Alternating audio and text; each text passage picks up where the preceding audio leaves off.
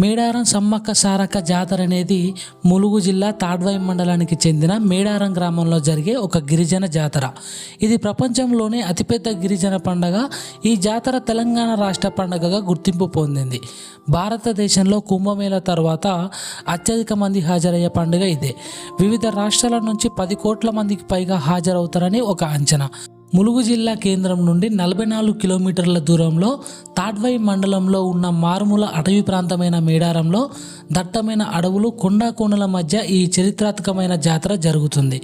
సమస్త గిరిజనుల సామారాధ్య దేవతలు, కష్టాలు కడతీర్చే కలియుగ దైవాలుగా, ఆపదలో ఉన్న వారిని ఆదుకునే ఆపద్ బాంధవులుగా కేవలం తెలంగాణలోనే గాక అఖిల భారతదేశంలోనే వనదేవతలుగా పూజలు అందుకుంటున్నారు ఈ సమ్మక్క సారక్కలు. దేశంలోనే అతిపెద్ద గిరిజన జాతరగా ఘనతకెక్కిన మేడారం జాతర గిరిజన సాంప్రదాయ రీతిలో జరుగుతుంది. మన రాష్ట్రం నుండే కాకుండా పొరుగు రాష్ట్రాలైన ఆంధ్రప్రదేశ్, మహారాష్ట్ర, మధ్యప్రదేశ్, ఒడిశా, ఛత్తీస్గఢ్, జార్ఖండ్ రాష్ట్రాల నుండి కూడా లక్షలాది కొద్ది భక్తులు తండోపతండాలుగా తరలి వచ్చి మొక్కులు చెల్లించుకుంటారు. ఈ జాతరను తెలంగాణ ప్రభుత్వం 2014లో రాష్ట్ర పండుగగా గుర్తించింది. ఉమ్మడి ఆంధ్రప్రదేశ్లో 1996లో రాష్ట్ర పండుగగా అప్పటి ప్రభుత్వం గుర్తించింది. మరి ఎవరు ఈ సమ్మక్క సారక్కలు, ఈ మేడారం జాతర యొక్క విశేషాలు ఏంటనేది ఈ వీడియోలో తెలుసుకుందాం. ఇలాంటి ఇంకొన్ని వీడియోలు మీ ముందు తీసుకురావడానికి మీ సపోర్ట్గా ఒక లైక్ చేయండి. సో లేట్ చేయకుండా టాపిక్ స్టార్ట్ చేద్దాం. ఎవరు ఈ సమ్మక్క సారక్కలు? నేటి జగిత్యాల జిల్లా జగిత్యాల రూరల్ మండల ప్రాంతంలోని పులవాసను పాలించే గిరిజన దొర మేడరాజు వేటకని వెళ్ళినప్పుడు ఒక పుట్ట మీద కేరింతలు కొడుతూ కనిపించిన పాపకే సమ్మక్క అనే పేరు పెట్టి పెంచుకున్నాడు. సమ్మక్క వారికి పుట్ట మీద కనిపించే సమయంలో చుట్టూ పులులు, సింహాలు ఆమెకు రక్షణగా నిలవడం చూసి ఆమెను దైవాంశ సంభూతురాలిగా భావించారు. కన్నీరు సైతం ఎండిన కరువులో తమకు తోడుగా నిలిచేందుకు వచ్చిన దేవతగా ఆమెను కొలుచుకునేవారు. సమ్మక్క హస్తవాసి వారి నమ్మకాన్ని తరచు రుజువు చేసేది. ఆమె చేత్తో ఆకుపసరు ఇస్తే ఎలాంటి రోగమైనా ఇట్టే నయమైపోయేదట. ఆమెని అతను మేనల్లుడైన మేడారం పాలకుడు పగిడిద్ద రాజుకి ఇచ్చి పెళ్లి చేశారు. ఈ దంపతులకు సారలమ్మ, నాగులమ్మ, జంపన్న అనే 3 సంతానం కలిగారు.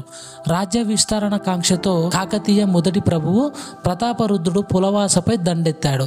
ఆయన దాడికి తట్టుకోలేక మేడరాజు మేడారం పారిపోయి అజ్ఞాతవాసం గడుపుతుంటాడు. మేడారాన్ని పాలించే కోయరాజు పగిడిద్ద రాజు కాకతీయుల సామంతునిగా ఉంటూ కరువు కాటకాల పరిస్థితుల కారణంగా కప్పం కట్టలేకపోతాడు.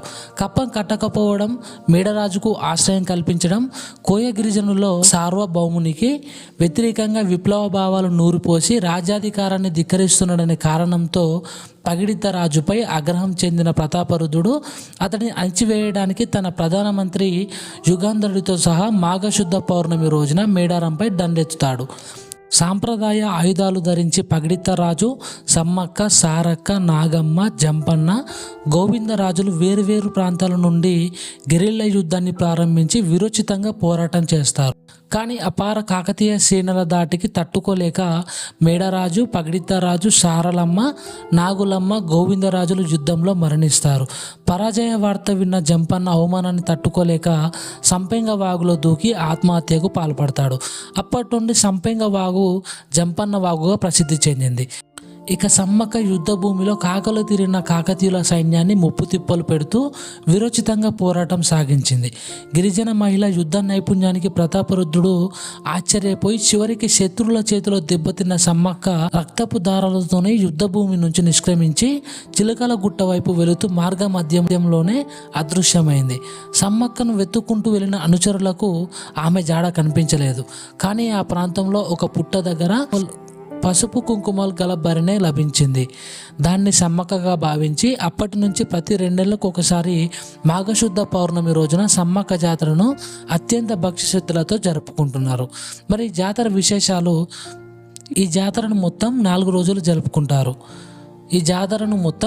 రోజులు జరుపుకుంటారు. జాతర మొదటి రోజున కన్నేపల్లి నుంచి సారలమ్మను గద్దెకు తీసుకువస్తారు.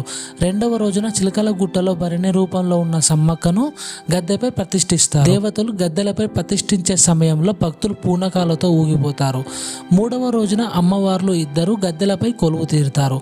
4వ రోజు సాయంత్రము ఆహ్వాన పలికి దేవతలను ఇద్దరిని తిరిగి యుద్ధ స్థానానికి తరలిస్తారు.